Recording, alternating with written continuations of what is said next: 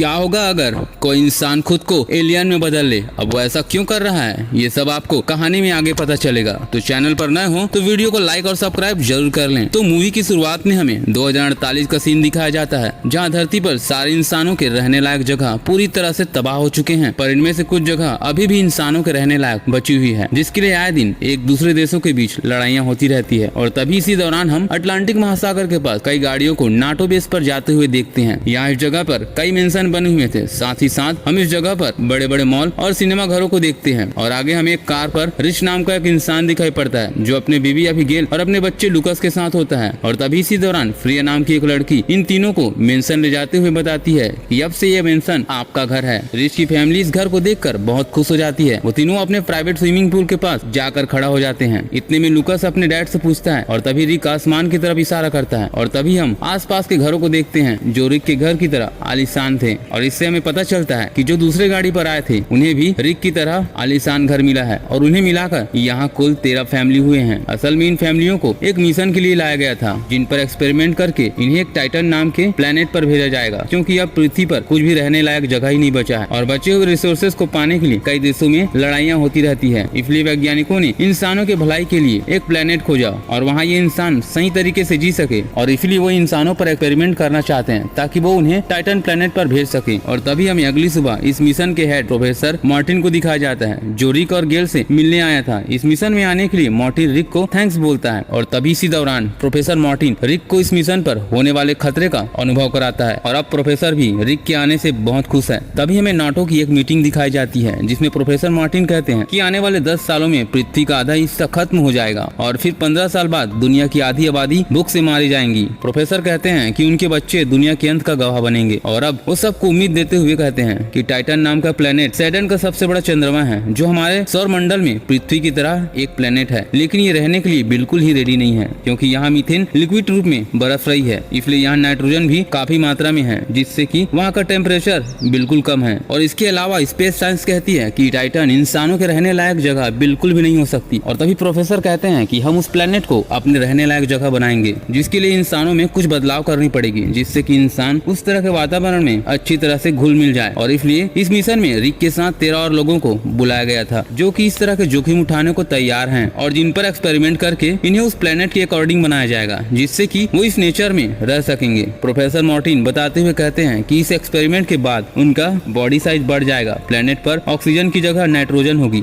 और वो इस काबिल होंगे कि नाइट्रोजन से अच्छी तरह से सांस ले पाएंगे। साथ ही टाइटन पर पड़ने वाली ठंड से भी वो बचे रहेंगे। और साथ ही साथ यहाँ मौजूद सारे लोग इस एक्सपेरिमेंट के दौरान होने वाले जोखिम को जानते हैं, और वो इंसानों की भलाई के लिए अपनी जान जोखिम में डालने को तैयार हैं। प्रोफेसर मार्टिन ने इस मिशन के लिए 16 अलग अलग देशों से 5000 लोगों को चुना था, जिसमें 13 फैमिली ही पास हुए थे। और तभी डॉक्टर हर्नांडिस प्रोफेसर मार्टिन से पूछता है कि क्या वो गारंटी दे सकता है कि इस एक्सपेरिमेंट के दौरान लोगों की जान न जाए। प्रोफेसर कहते हैं इस बात के लिए उन्हें पहले से बताया जा चुका है, इस एक्सपेरिमेंट के दौरान किसी की जान भी जा सकती है। तभी रिक कहता है कि हम यहाँ अपने फ्यूचर जनरेशन को आगे बढ़ाने के लिए आए हैं, और इसके लिए हमारी जान चली जाए तो भी हमें कोई गम नहीं है। और अब सभी को यहाँ आई कार्ड दिया जाता है और उन्हें एक लैब में ले जाया जाता है। और तभी यहाँ एक्सपेरिमेंट एक्सपर्ट डॉक्टर श्रेया रिक को एक इंजेक्शन लगाती है, और बताती है कि ये injection hydrate blood pressure sodium level track करता है, जिस वजह से बॉडी पर कई चेंजेस भी आएंगे। साथ ही उसे बताया जाता है कि उसे हर हफ्ते 300 इंजेक्शन लगाए जाएंगे। दरअसल वो इस इंजेक्शन की वजह से ऑक्सीजन के साथ नाइट्रोजन से भी सांस ले पाएंगे। तभी अबिगेल वहाँ आकर सभी फैमिली को पार्टी में इन्वाइट करती है। वो सभी ड्रिंक करते हुए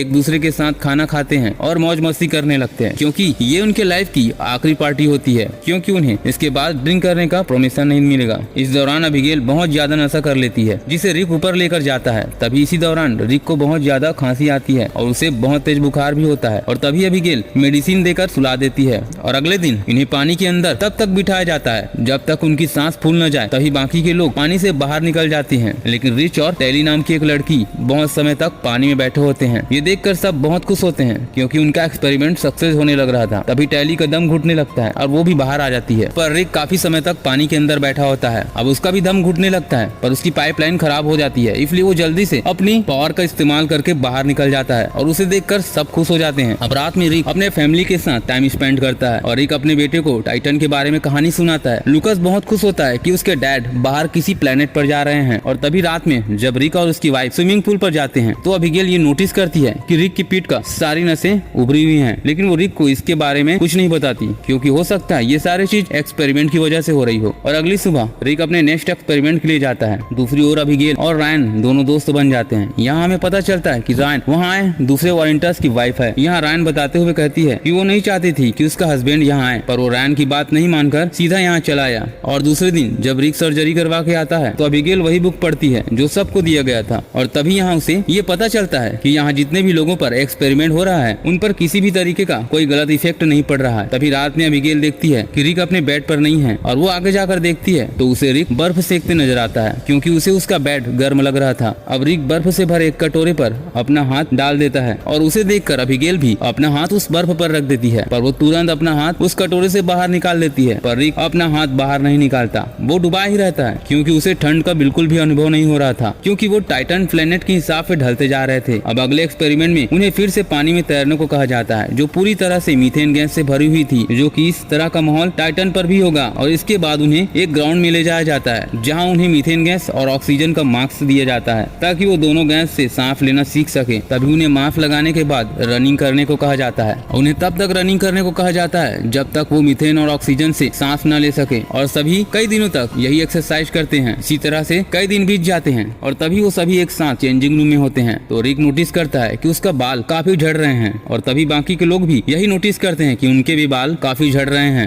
क्योंकि ये सारी चीजें उनके साथ उनकी एक्सपेरिमेंट की वजह से हो रहा था। और तभी देखते ही देखते वहाँ एक लड़की की मौत हो जाती है। ये देखकर वो सारे लोग घबरा जाते हैं, क्योंकि ये सारी घटनाएं उस एक्सपेरिमेंट की वजह से हो रही थी। और तभी उसी रात फिर से वो सारे लोग रिक के घर पर आकर इस घटना पर चर्चा करते हैं। और तभी अबिगेल इन सभी को कुछ समय के लिए इनकी नसों को दिखाती है और वो फिर से गायब हो जाती है। इस दौरान रायन का हस्बैंड स्विमिंग पूल के पास जाकर पागल जैसे हरकत करता है और वो रायन को मारने लगता है। ये देखकर सब उन्हें रोकने लगते हैं। दरअसल रायन का हस्बैंड इस तरह की हरकत इसलिए कर रहा था क्योंकि उसका ब्रेन एक्सपेरिमेंट को कंट्रोल नहीं कर पा रहा था और उसके दिमाग का कंट्रोल खोने लगा था। और अगले दिन फ्रेया रिक के पास उसका वाइटनेस चेक करने आती है, और इस दौरान वो उस लड़की के बारे में बताती है जिसकी मौत चेंजिंग रूम में हुई थी। दरअसल उसकी मौत किसी एक्सपेरिमेंट से नहीं, बल्कि उसकी मौत उसकी किडनी खराब होने की वजह से हुई थी। और तभी हम देखते हैं कि रिक को वोमिट हो रही थी, जिसमें काफी ब्लड निकल रहा था, और अबिगेल उस ब्लड का सैंपल लेकर अपने पास रख लेती है। आगे वो दरवाजा बंद करने जाती है, तभी वो देखती है कि दरवाजा पर कुछ हल्की सी लाइट जल रही थी,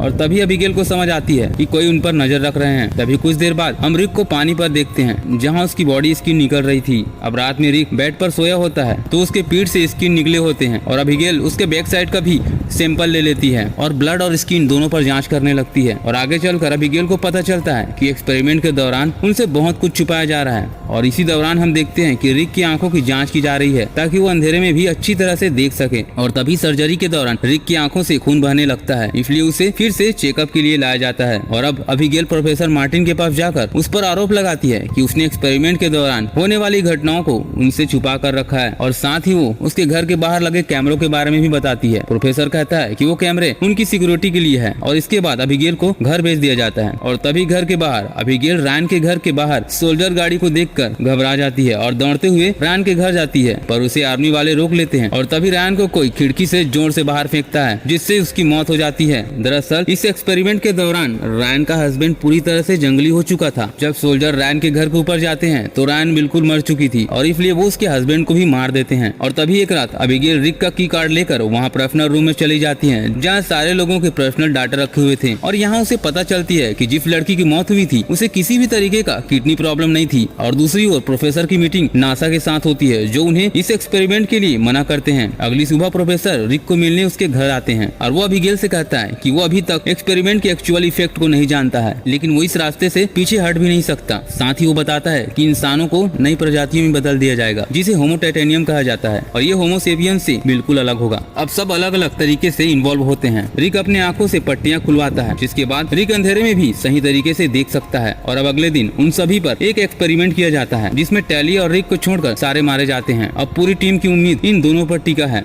इसके बाद अबिगेल को सर्जरी के बाद फैसिलिटी रूम में बुलाया जाता है, और यहाँ वो रिक को एक दूसरे ह्यूमैनिटी में देखकर हैरान हो जाती है। लेकिन रिक को अभी भी उसकी मेमोरी याद है, पर वो अबिगेल से बात नहीं कर सकता क्योंकि वो लो फ्रीक्वेंसी सुन सकता है। और अगली सुबह रिक घर आता है और अबिगेल को हिट करता है, और इसके बाद रिक पूल में होता है और टैली उसे मिलने आती है। तभी यहाँ पता चलता है कि टैली ने अपने पति को मार दिया है। तभी वहाँ टैली को पकड़ने कई सोल्जर आते हैं और वो टैली को मार देते हैं, और यहाँ वो रिक को भी पकड़ने की कोशिश करते हैं, पर यहाँ वो अपने न्यू पावर से सबको मार देता है। तभी वहाँ अबिगेल अबिगेल आती है और वो रिक को इस हालत में देखकर डर जाती है, लेकिन रिक जल्दी से वहाँ से भाग जाता है। अब यहाँ सोल्जर रिक को मारने का ऑर्डर दे देता है। इधर अबिगेल रिक को जंगल में ढूंढ लेती है। यहाँ रिक के पास इंसानों का माइंड पढ़ने की पावर भी आ चुकी थी। वो जैसे ही अबिगेल के हाथ को पकड़ता है, असल में अबिगेल का कहना था कि वो खुद को सरेंडर कर दे और दोनों एक दूसरे को किस करते हैं। तभी वहाँ प्रोफेसर के लोग आ जाते हैं और रिक को पकड़ कर ले जाते हैं और उसे ग्लास जेल पर बंद कर दिया जाता है। और अब रिक को टाइटन पर भेजने के लिए तैयार किया जाता है, लेकिन उसका फैमिली अट्रैक्शन उसे आगे बढ़ने के लिए रोक रहा था, क्योंकि वो टाइटन पर अपने फैमिली के यादों को साथ लेकर जाना चाहता था। पर अबिगेल उसे इंजेक्शन लगाकर बाहर आ जाती है,